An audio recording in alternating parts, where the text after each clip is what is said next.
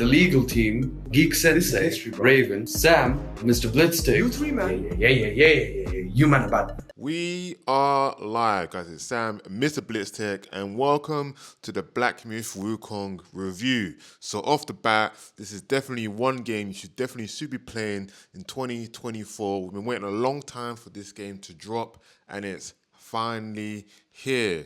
I know you're wondering, how can this be one of the games you played this year? And I'm going to tell you exactly why. First thing off the rip, obviously you've been seeing the trailers, you've been seeing the gameplay, you wonder if it translates to what you see, and it is definitely true to what you've been seeing. The world is gorgeous, it's fast, it's fluid, it's definitely one of the best action-paced games of this year, and probably for a very long time, to be honest. If you like these kind of action games, this is definitely the one for you. Along the same part, I was obviously something like Elden Ring, the Demon Souls games, even to go as far as Bayonetta, God of War, Devil May Cry. But it does take a bit of both and then mix it into its own flavors. And what I mean by that is, yes, it's got the health, stamina bar, and magic, but not as punishing when it comes to stuff with sharing your skill points and even losing XP when you die. So that goes into, it feels more of like God of War, where obviously you got a very prolific skill tree. You can choose your build, and then boom, you go out, and this is how it feels more. It's more combo centric. You can make mistakes. You're not too worried about what kind of stuff is going to happen on the field when it comes to the action. But it does feel good. It does feel great when you're basically catering to the build that you want to. And the game is very, very forgiving that way. You could spend all your skill points in a particular tree or particular kind of build. You can go with more stamina, less health, one kind of particular martial art. Maybe you don't want your stamina to go down at all. You can do that. And if you're not feeling that kind of build, you can restart all over again. There's no need to buy an item to go and restart. There's no need to spend currency to restart. You can literally play around with the kind of build you want playing this game. And I think that's kind of fantastic too. And it also goes down to the armor sets and stuff. Yes, it's got that miniature RPG kind of feel to it where you buy armor, and obviously you get better weapons, and each armor set does have kind of bonuses and boons to it, where if you use a certain particular skill, it helps you with this and that. And like I was saying, that's where it kind of helps. But at the same time, even though action-wise it does feel more a God of War, it does have a very difficult, how can I say it, boss fights. Yes, if anything, this game is a boss rush mode with adventure slapped all over it. Almost every single corner you walk around, yeah, you'll be fighting just the normal bad guys and the normal enemies. You'll also be fighting a heck of a lot of bosses. And I mean a lot. You literally just walk around a corner, boom, there's a boss. Oh, you're going off to another side quest, boom, there's another boss. Oh, you found another secret little treasure, boom, there's a boss. No one ever lied, the bosses are everywhere. But you want to fight all the bosses at the same time. These bosses do help you, again, with your build. You get more magic, you get more stuff that just cater to how you want to play the game. And I feel that's kind of amazing. Going back to the world, wow, this world is huge. It is massive. It is probably what I didn't expect from this kind of game. I thought it was going to be kind of very linear, with obviously just environments. You're just going to go straight forward, left, massive little environments, then boom, you just go to a boss.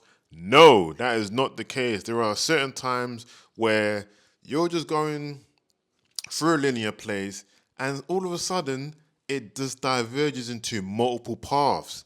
You get to choose where you want to go. Sometimes, obviously, that's not the main story way to go. It might be a little side quest, but it will lead you to a boss, and you'll be happy that you went down there because, again, you'll get more items, more stuff for your build, and it's just kind of refreshing as well, finding something that doesn't feel like every other kind of Boston Avenue that you're going to go and face. So, yeah, it's a very interesting thing, but it is frustrating when you don't have a map and you don't know where you've been. You got to have some kind of photographic memory or something, because there are times when I'm trying to find my way around somewhere, and because I don't have a map, I am lost. It's very, very frustrating. Hopefully, in a later patch, they can patch into a map, because the level design is good, but oh my God, even Elden Ring with the level design has a map. I'm pretty sure every other game with this kind of adventure style has a map. I'm trying to remember if God of War has a map. I don't think God of War has a map, but God of War feels a bit more linear. And I'm pretty sure God of War does have a map. I'm pretty sure God of War does have a map. So, yes, guys, can you please patch in a map? It is frustrating trying to find your way around this. But just venturing around, it does feel good. But like I said, if you're just trying to breeze through the many chapters of this game, one, I wouldn't recommend it, but two, if you do want to do that, we're going to need a map. You know what I mean? So, yeah, there is that. But coming back to the map, there are so many secrets that makes this game so has so much replayability. So, like I said, if you just speed run to the main story, you're following what I believe could be, if you follow the flames, you're going to go to the main story bit. Boom, you're going to fight the main bosses. But you do get these items and these stuff, and they tell you, oh, come back when you get this item, when you meet certain characters, and they kind of help you. You go back, and boom, lo and behold, a new cave is opened up. It is actually kind of crazy that I didn't expect this from this kind of game, to be honest. Like I said, very linear, very straightforward, but no, this game on many levels does and has surprised me. However, I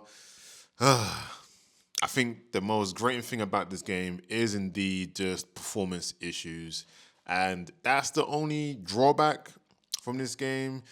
Sometimes graphically, the frame rates do drop. It doesn't bother me too much, but in this game, it's very, very noticeable. The graphics can be a bit dumbed down, even though it does look gorgeous. The environments look absolutely nuts, stunning. Like the fact that they even pulled this off is fantastic within itself. But the game sometimes feels like it's struggling, especially on the PS5. It's just it can get a bit muddy. And the voice acting sometimes is okay, but the miming with the characters is so off-putting. Sometimes they're moving their lips and nothing's coming out, or they're moving their lips and it's all wrong. So, yeah, it can be a bit crazy. But apart from that, I'll say the game is super duper solid. So, guys, I would give it a solid 4 out of 5. Let me know in the comments down below what you feel about Black Myth Wukong. Is it worth the wait? Have you picked it up? And if you have, let me know your thoughts. I'm Sam, Mr. Blitztech. Peace.